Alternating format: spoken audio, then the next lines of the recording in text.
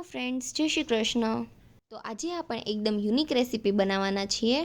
તો અમે જ્યારે ઇગતપુરી ગયા હતા ને ત્યારે રસ્તામાં આ અમે ખાધી હતી તો બહુ જ ટેસ્ટી હતી. તો મમ્મીએ એ જ ટ્રાય કરી છે. તો અમે ત્યાં ગયા ને તો વરસાદ પડતો હતો અને અમને ગરમા ગરમ ખાવાની ખૂબ જ મજા આવી હતી. તો અહીંયા આપણે જે ફોફા વગરની મગની દાળ આવે ને તે 2 કપ લેવાની છે. તો આ ખાવામાં હેલ્ધી પણ છે અને ટેસ્ટી પણ છે. તો મગની દાળને પહેલાં 2 વાર પાણી બદલીને ધોઈ લેવાની છે અને પછી તેમાં પાણી ભરીને 4 થી 5 કલાક જેવું પલળવા દેવાનું છે. તો અહીંયા ટોટલ 4 કલાક જેવો સમય થઈ ગયો છે. તો દાળ આપણી પરફેક્ટ પલળી ગઈ છે. તો દાળમાંથી બધું જ પાણી નિતારી લઈશું. તો હવે દાળમાંથી બધું જ પાણી નિતારી લેવાનું છે. તો પહેલાં આપણે દાળને ધોઈ લીધી હતી ને, તો અત્યારે ધોવાની જરૂર નથી, ખાલી પાણી જ નિતારી લેવું. તો તે દાળમાંથી 2 થી 3 ચમચી જેટલી દાળ અલગ લઈ લેવાની છે. અને અહીંયા આપણે એક મિક્સરનું જાર લેવાનું છે.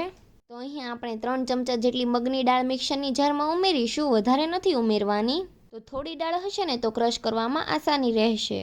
તો અત્યારે તેને પાણી વગર જ ક્રશ કરવાની છે. અને મિક્સરને આપણે ચાલુ બંધ કરીને જ ક્રશ કરવાની છે. અને આ રીતે સ્પેચ્યુલાના મદદથી છે ને બધું વચ્ચે લઈ લેવાનું, જેથી બધું એકદમ સરસ ગ્રાઇન્ડ થઈ જાય. તો અહીંયા એકદમ ફાઇન પેસ્ટ નથી બનાવવાની, દરદરું રાખવાનું છે. તો ચાલુ બંધ કરીને જ આપણે ક્રશ કરવાનું. તો અહીંયા મિશ્રણ આપણું થોડું થીક લાગે છે, એટલે જે આપણે પાણી નિતારીને રાખ્યું છે ને તે 2 ચમચી જેટલું ઉમેરીશું. તો તે જ પાણી ઉમેરવું, બીજું પાણી ન ઉમેરવું. ફરીથી તેને આપણે ક્રશ કરી લેવાનું. તો તમે જોઈ શકો છો કે આપણું એકદમ સરસ દાણેદાર ક્રશ થઈ ગયું છે. તો બીજી જે મગની દાળ વધી છે ને તેને પણ આ રીતે ક્રશ કરી લેવાની છે. અને જે આપણે આ દાળ ક્રશ કરી છે ને તેને એક મોટા વાસણમાં લઈ લેવાની છે. તો બધી જ દાળ આપણી ક્રશ થઈને તૈયાર થઈ ગઈ છે. તો અહીંયા આપણે આદુ, લસણ અને મરચી લેવાના છે. તો અમે અહીંયા જે તીખી મરચી આવે ને તે લીધી છે. તો તે બધું જ આપણે મિક્સરની જારમાં ઉમેરી દેવાનું છે. અને તેમાં આપણે થોડા લીલા ધાણા ઉમેરવાના છે. હવે તેને આપણે પાણી વગર જ ક્રશ કરવાનું છે. આદુ, લસણ, મરચીની પેસ્ટ આપણી તૈયાર થઈ ગઈ છે. તો જે દાળ આપણે ક્રશ કરીને રાખી છે ને તેમાં એક મોટી ચમચી જેટલું મીઠું નાખવાનું છે. અથવા તો મીઠું તમે તમારા ટેસ્ટ પ્રમાણે પણ ઉમેરી શકો છો. અને ચમચીના ચોથા ભાગ જેટલી આપણે હિંગ ઉમેરવાની છે. અને તેને આપણે વિસ્કરના મદદથી સારી રીતે ફેટી લેવાનું છે. તો એકદમ ફ્લફી થઈ જાય ને એવું ફેટવાનું છે. અને જો તમારે હાથથી ફેટવું હોય તો પણ ફેટી શકો છો. તો આ રીતે 2 મિનિટ જેવું ફેટી લેવાનું. અને પછી તેમાં 2 મોટી ચમચી જેટલો બેસન ઉમેરવાનો છે. તો અહીં આ બેટરમાં બેસન ઉમેરવાથી વડા આપણા તેલ બિલકુલ નહીં પીવે અને એકદમ ક્રિસ્પી અને જાળીદાર બનશે. અને બેસન તમારે 2 થી 4 ચમચી ઉમેરવો હોય તો પણ ઉમેરી શકો છો. અને તમે 4 ચમચી બેસન ઉમેરો ને તો દાળ પીસતી વખતે પાણી તમારે થોડું વધારે નાખવું. અને હવે જે આપણે આખી દાળ રાખી હતી ને તે ઉમેરી દેવાની છે. તો બેટરમાં 2 થી 3 ચમચી જેટલી આખી મગની દાળ નાખવાથી વડા આપણા ક્રન્ચી બને છે. અને ફરીથી તેને આપણે 3 થી 4 મિનિટ જેવું ફેટી લેવાનું છે. તો જેમ આપણે દહીં વડાના બેટરને ફેટતા હોઈએ ને એ રીતે જ ફેટવાનું, એક જ ડાયરેક્શનમાં ફેટવું. તમે જોઈ શકો છો કે 5-1 મિનિટ જેવું થઈ ગયું છે અને બેટર આપણું એકદમ ફ્લફી થઈ ગયું છે. તો આ રીતે બેટરને ફેટવું ખૂબ જ જરૂરી છે. તો અહીં આપણે સોડાનો યુઝ નથી કરવાના, એટલે ફેટી લેવાનું છે. અને હવે આપણે એક આ રીતની કડાઈ લેવાની છે. અને તેમાં આપણે 1 ચમચી જેટલા મરી, 1 ચમચી જેટલું આખું જીરું, 2 ચમચી જેટલા આખા ધાણા અને 1 ચમચી વરિયાળી. તો અહીંયા આ મસાલાને આપણે ડ્રાય રોસ્ટ કરવાના છે. તો 1 મિનિટ જેવું સ્લો ફ્લેમ પર શેકી લેવાનું છે. તો તેનો એકદમ થોડો એવો કલર ચેન્જ થઈ જશે.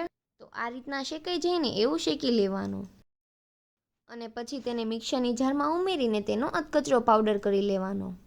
તો આ રીતે આપણે અધકચરો પાવડર બનાવવાનો છે, એકદમ ફાઇન પાવડર નથી બનાવવાનો. આપણે આદુ, મરચી, લસણની પેસ્ટ બનાવીને રાખી છે ને તેને બેટરમાં ઉમેરી દેવાની.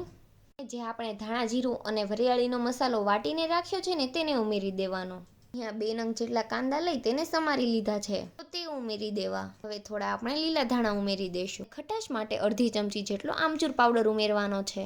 અને બધું જ આપણે સારી રીતે મિક્સ કરી લેવાનું છે. તો આ બેટરમાં તમારે મસાલા ચડિયાતા જ રાખવાના, જેથી તેનો ટેસ્ટ સારો આવે. અને જો તમારી પાસે લીલા કાંદા હોય ને તો તેનો લીવ્સવાળો પાર્ટ અને લીલું લસણ પણ ઉમેરવું. તો આ આપણું બેટર પરફેક્ટ તૈયાર થઈ ગયું છે.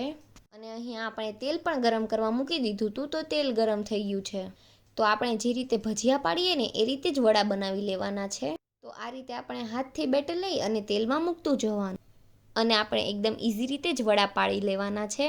અને તે એકદમ ક્રિસ્પી થઈ જાય અને લાઇટ ગોલ્ડન કલર આવે ને ત્યાં સુધી થવા દેવાના છે. અને વડાને આપણે હાઈ ટુ મીડિયમ ફ્લેમ પર જ તળી લેવા. તો વડા આપણા તળાઈને તૈયાર થઈ ગયા છે. તો અહીંયા આપણે થોડા મોટા વડા બનાવવાના છે.